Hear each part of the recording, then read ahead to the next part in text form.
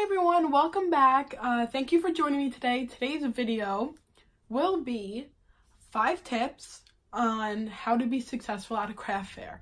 And now craft fairs are a whole different ballgame compared to Etsy, Shopify, selling on Facebook. It's a lot more different because you're selling in person. And that, in ways that can be good and in ways that can be bad, as long as you're prepared for it.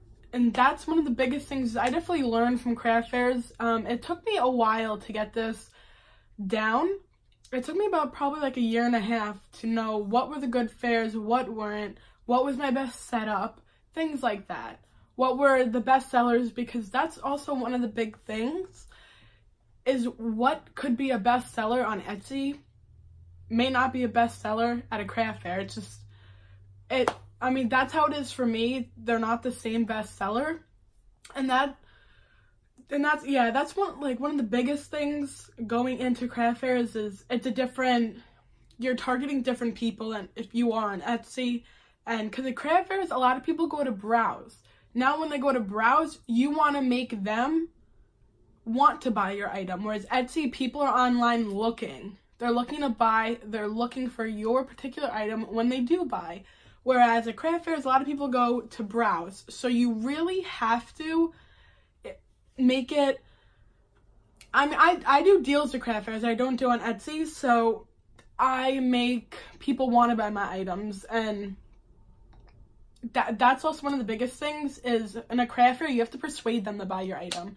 So these 5 tips will help you with craft fairs, starting them, improving them. I know my first few fairs were not the best, and I had to put in, because I wasn't researching at first, and I had to put a lot of research into it. So that is my number 1 tip, is research. Research. And when I first went into this, I didn't realize how many tools there were to make sure you go to a good craft fair, the right craft fair, not an expensive one, just the perfect craft fair. And now, for me, I mean, when you go online, I know there's Craigslist listings, or you can go on, just look up craft fairs near me.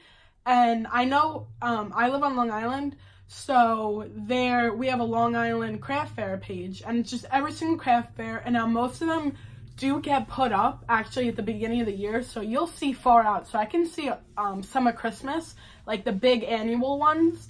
I can already see for Christmas, so I could already start planning for Christmas if I wanted to. And that's one of the bigger pages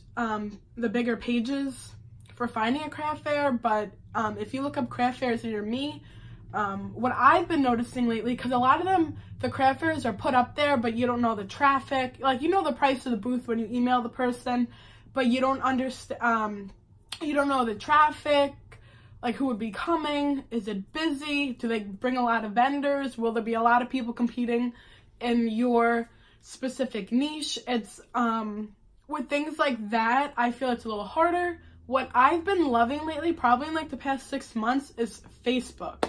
If you go in Facebook groups, you can find local craft fair events. And I have one near me. It's actually a review page. It's just for craft fairs. You ask people, so say tomorrow, I'll be like, okay, is anyone doing a craft fair tomorrow on whatever day it is, March 10th, whatever day it is. And then people will tell you what craft fair they're going to in the area for that day. And it's really helpful because you have other vendors telling you rather than the person who's organizing the craft fair. So you get personal experience, basically, and that helps me with a lot of my Christmas fairs. That's how I really expanded for this Christmas. I never used to do craft fairs in November, so this was my first year I did craft fairs in November, and all the fairs I did for November were recommended in that chat. And because people be like, oh, I did it last year, and then they'll tell you how good it was, like the traffic, how well they did, or if they're going back. So it's really, really helpful. That I find Facebook is more helpful than looking up online, or you can find one online, say if no one's talking about it in that Facebook group, find one online, bring up that name of whatever craft fair it is. Say it's this, the Sunshine Program Craft Fair. Now you go to Facebook, in the group, you'll put in anyone been to or going to the Sunshine Program Craft Fair, and then people they'll comment if they're going to it, if they've been to it, how well it is, and all this stuff. So that I find that more helpful than just looking them up online on the internet, because I find the people from Facebook, they give real advice. So I would really look into that if there's anyone in your area that does, if there's any groups. I know it took me a little bit to find the group, and I also have a group, it's for vendors that they're looking for vendors for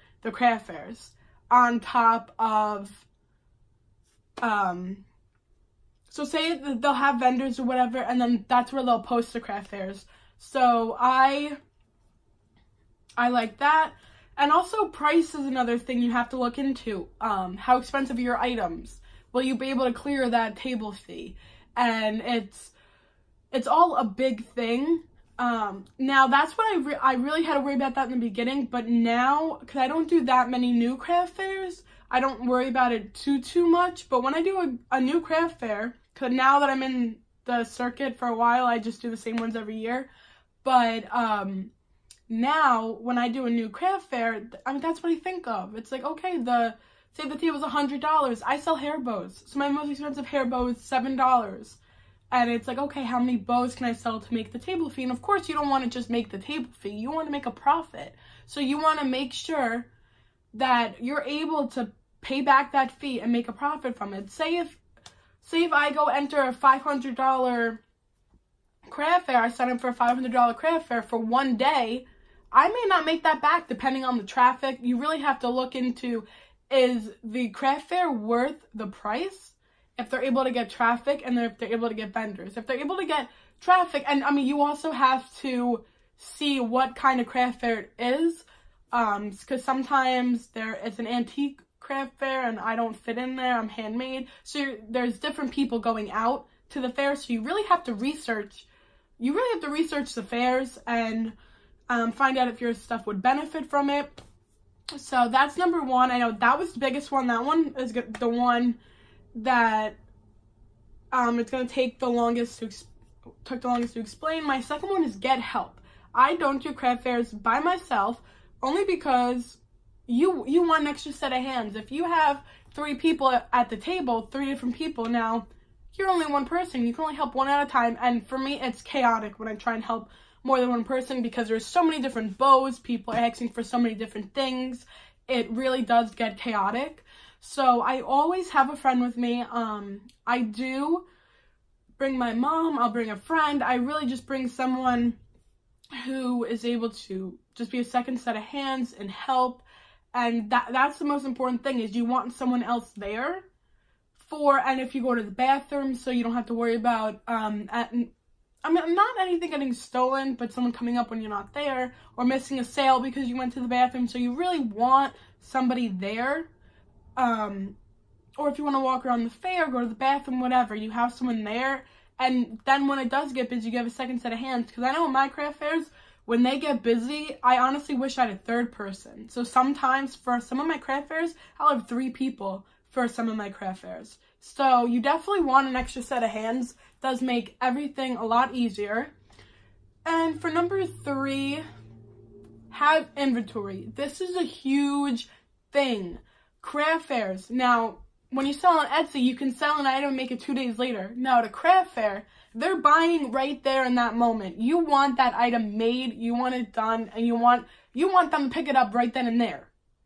So you have to make everything ahead of time, and you want the most options available, because chances are someone calling you or texting you or whatever, getting you on Facebook is actually slim to none. I do have business cards, but I don't get that much of because in every order I'll put a card in. I don't get that much of I'll get orders from them, but not as much as you think. So if someone asks you for something and say, oh, I can make it later, chances are they'll lose their interest in it. They're looking to buy it then, and right now, and they're looking to take it home with them. So that's a big thing, is inventory. And also, you don't want an empty table, or you don't want to run out halfway through the craft fair and just have nothing. I always try to make, and even if, because a lot of times I'll have to pull out inventory that I was not saving for another fair, but just saving for later, and I had to break into that, and I was like, well, a good thing, because now I have more stuff to sell. The more stuff you have out, the more chance you have at selling it, and selling all of it, that'd be great. So the more things you have out, the more chances there are for a sale, because you're giving them more options. And number 4, you want to be organized. You want to be organized. It's just like the inventory thing. Now, I have all my stuff labeled here based on what it is. So when I go to craft fairs, my bins are labeled like that too. So if someone asks for something particular that's not up on my display, I just pull that bin out. Bam, I give it to them. There we go, quick sale. So I'm not rummaging through everything, because you're making the process longer. Now you might have more people coming to the table, or if it's just you and there's 3 people buying, it gets chaotic. And you just want to be organized, easier on you. Like I have a bow rack.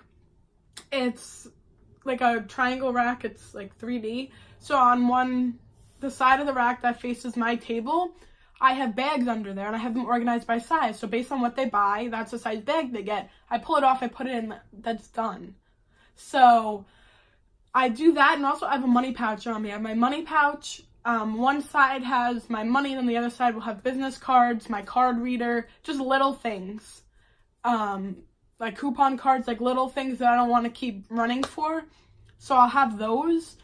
And that's the biggest thing, is organization, because once you have to break into your under the table inventory, that's where it can get crazy, because you just shove basically everything under the tables or behind the display, so the display looks nice. And you also want your display to be organized, because you want it easy for people to find what they're looking for. And the more organized it is, and they can see everything flat out right in front of them, they don't have to look too hard, it's not messy, they might buy more, because the things are out there in front of them easier. They don't have to look too hard for it, it's right there. So that is another big thing, is being organized, and especially when it's busy, you don't want it not organized. So that's a big thing. And my final tip is have a lot of change. I do get card sales, but most people, when they go to craft fairs, they know a lot of it is for cash. And I have 2 card readers. I take PayPal, but obviously cash is a big one for a craft fair.